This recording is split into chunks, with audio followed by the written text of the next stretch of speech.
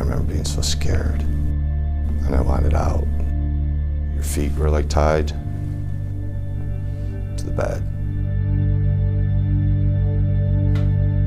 The leather belt on the ankles and stuff like that got tighter and tighter. And then he takes me up and he blindfolds me. Do you remember the blindfold? Yeah. Was it Pillowcase. over your head? Over your head. On the ice, they had it all. In the 80s and 90s, they were some of the most talented hockey players in Illinois. Mike Sachs, a Mount Carmel High School standout, was even offered a full ride to one of the elite hockey programs in the country at the University of Minnesota. Go for Hockey is pride on ice. This was all you wanted and all that you worked for. And then one day it was all just gone. Sachs, Chris Jensen, and Kelly G played on different teams and didn't know each other, but they say they all shared the same secret. Off the ice, their hockey coach, Tom Chico Adrahtas, groomed them to sexually abuse them. You believe that he targeted you? Yeah, I do. Absolutely. Adrahtas, seen here, last coached at Robert Morris University. Here with Coach Adrahtas in his fabulous office. He resigned in 2018 after abuse allegations came out, stemming mainly from boys he coached decades earlier at youth programs throughout Illinois. When you hear his name, Tom Chico Adrahtas, Yeah. what do you feel? Sad, angry, mostly sad. They say he followed the same playbook with each of them. That house over your shoulder is the house where your abuse happened. Yes, that room right there. Inviting players to his house in Lisle to talk about their future, eventually showing them pornography, prostitutes, and strippers. From there, he takes you downtown Chicago and drive you around and show you all the hookers and talk about sex. And he starts desensitizing you to all of this stuff. You're a minor at this point. I'm a minor. I'm 16 years old. Then came the story of a mystery woman he called Sheila. His MO was he had this woman and her name was Sheila. Yes, he named her Sheila. That was the name he used. So did he introduce you to the concept of Sheila? Yeah, he did. But the coach had rules. They were not allowed to touch Sheila or see her face. Hey, she really likes to please men, but only under these conditions. Each teen blindfolded in pitch black rooms, but over time, the Sheila story didn't add up. I felt like it was a man disguising their voice as a woman's. They believe Sheila was Coach Adrahtas.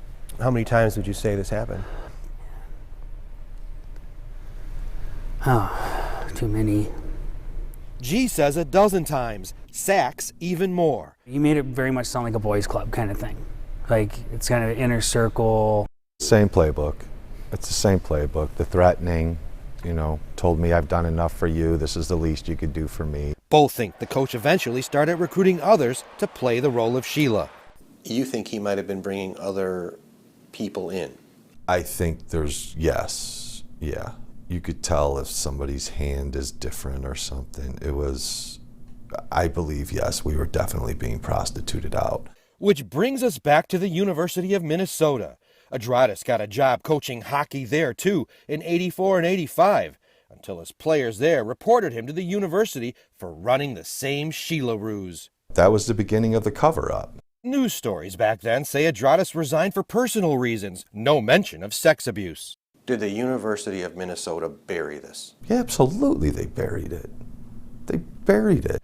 And Adrahtas went back to Illinois to coach teens. I knew of Chico. I knew Chico to a degree, but I didn't know enough about him. Ira Greenberg was a businessman whose kids loved the sport. He founded the Chicago Young Americans hockey team in 1988.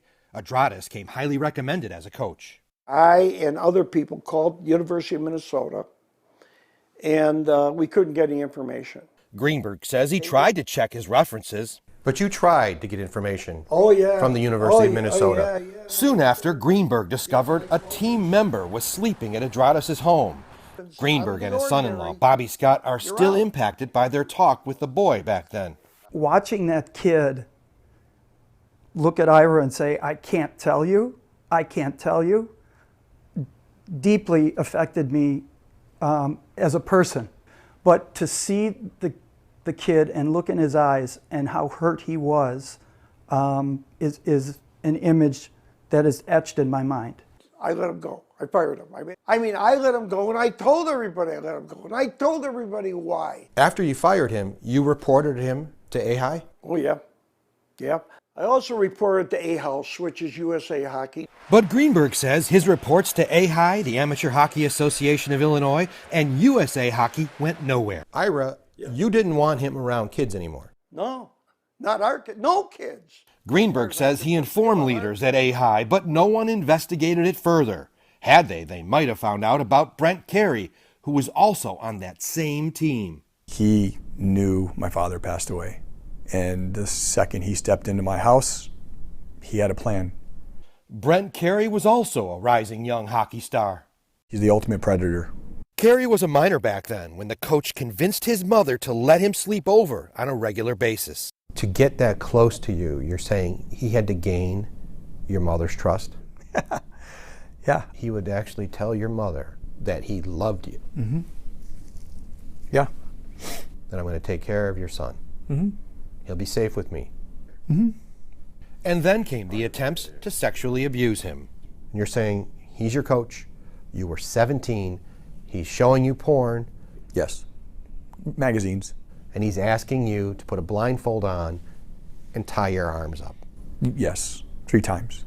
But each time, Carey says he refused and escaped it. It's crappy what he did to me. But taking advantage of my mom in the emotional state that she was in and building up her trust to allow him to take advantage of me, that's the hardest part for me right now. Decades of abuse allegations are surfacing from players Adrahtas coached at local youth hockey leagues in the 80s, 90s, and 2000s. Chris Jensen came forward 21 years after Adrahtas was fired by Greenberg. I wish I'd have done something sooner. I wish I'd have found my courage sooner. Jensen was the first player to break his silence. He sent a letter to AHI in 2010 about sex abuse he says he endured at Adrahtas' house years earlier as a teen.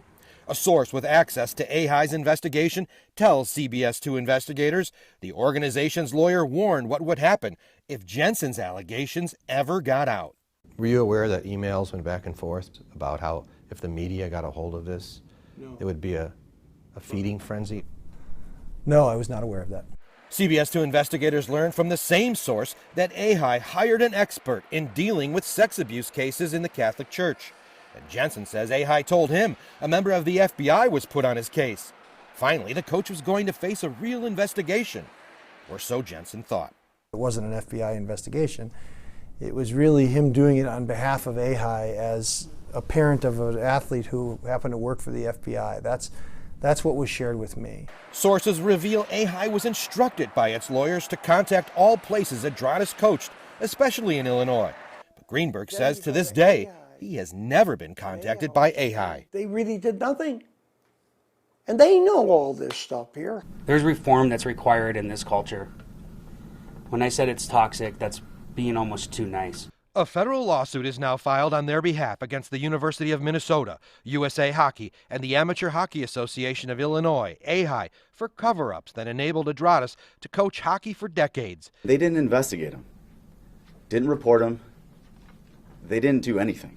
He came back to Illinois to coach with all the credibility in the world of having coached for the Golden Gophers. Parents did everything they could to get their sons on his team. Youth hockey organizations lined up for his services. For the last 40 years, Chico Adrahtas was the boogeyman of Illinois hockey. I've alienated everybody that's ever loved me. And that. What do you hope? I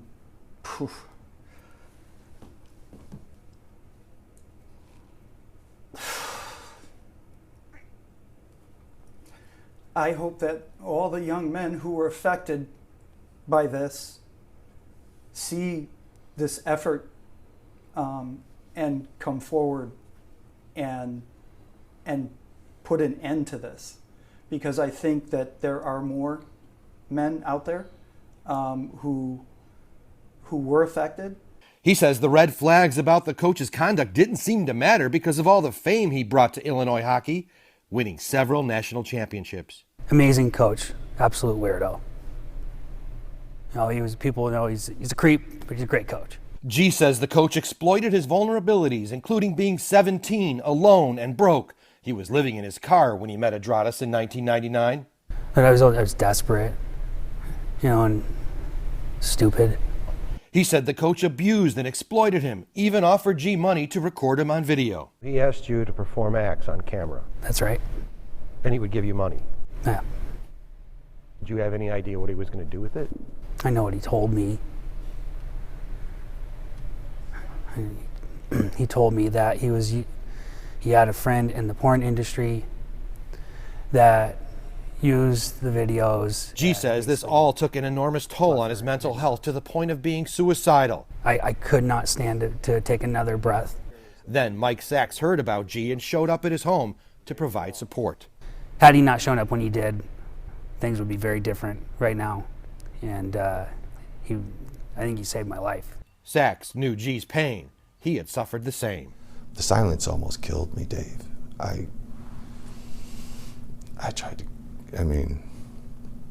the suicide thoughts it's real. It's real. And Tom, Chico Adrahtas, what do you want for him? Nothing. I'm gonna let God sort that out. When Adrahtas left Minnesota, Sachs says the scandal also cost him his scholarship. You don't care if you live or die when you're living with this stuff. You try to make it through the day. The men have created a charity called Survivors for Change. Adrahtas refused an on-camera interview, but said he never had non-consensual sex. USA Hockey says they reported him to the U.S. Center for Safe Sport, which in June banned him from coaching. AHI says they called prosecutors, but too much time had passed, and the University of Minnesota admits they failed to investigate sex abuse claims. Dave Savini, CBS 2 Investigators. After the lawsuit was filed, a University of Minnesota spokesman said they don't comment on pending litigation. Both AHI and USA Hockey deny any wrongdoing.